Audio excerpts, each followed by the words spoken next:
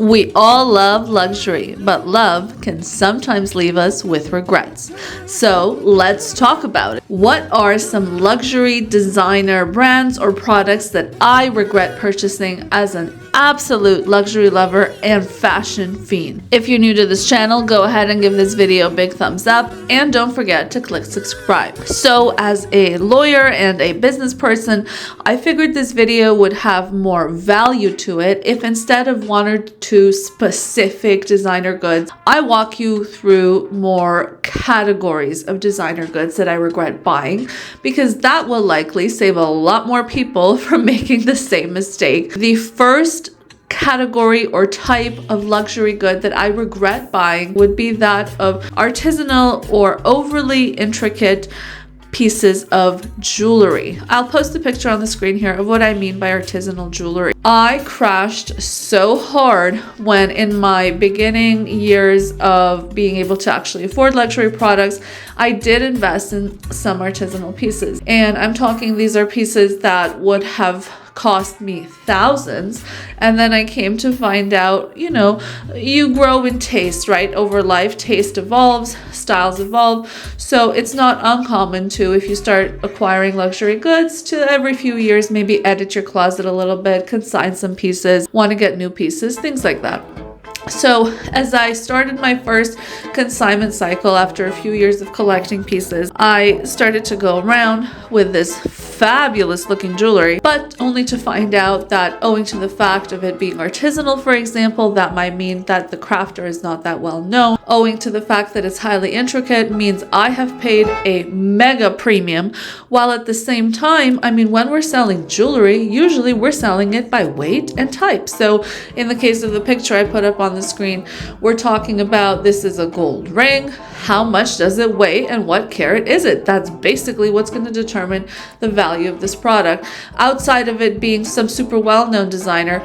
But in that case, arguably it's not artisanal, which is what I'm talking about. There were no margins left for me to be able to reasonably resell these purchases. The second kind of luxury good or product umbrella that I'll discuss that I regret buying is that of super expensive pieces that were meant for collection. So we're talking about a very different, the artisanal buys in the first category, those were purchased for how beautiful they were to the eye, with clearly not much outlook for their value preservation in the future. Now we're going on the other end of the spectrum of pieces that I kind of purchased just for their value. I came to regret this kind of luxury buy because it was one that, the finances aside, and I actually have a video I'll link up here about why Birkins, for example, are a horrific way to invest your money, in my opinion. But the investment piece aside, on the human side, having these pieces, these remarkable pieces as investments,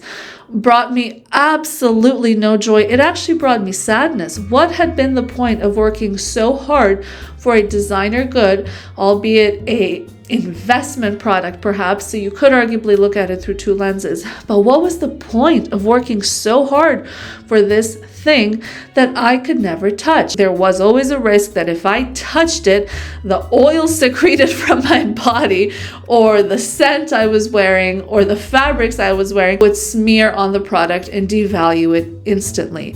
And that kind of paranoia, I don't think is in alignment with what luxury truly is, which, in addition to being able to do with your time as you please, should be being able to do with your freaking handbag as you please. The third category I'm going to discuss here, and I know a lot of us can relate to this one.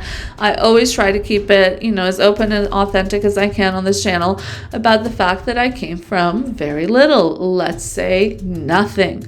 So coming from nothing, there is a stage in your life in that transition of getting a little bit of coin, making it to the way of a lot of coin, but even though you're trying to make it to a lot of coin in your pockets, you still only have what? A little bit of coin. So you're going to be attracted to the fact that you can now maybe buy some designer goods, but only if they're super on sale, only if it's like a smaller version of the bigger thing, things like that.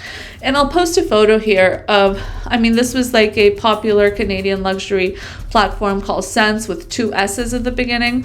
They might sell in other countries as well, but I'm filming this video in Canada right now. And Sense was actually one of my go-to places when I started gathering that little bit of coin I mentioned.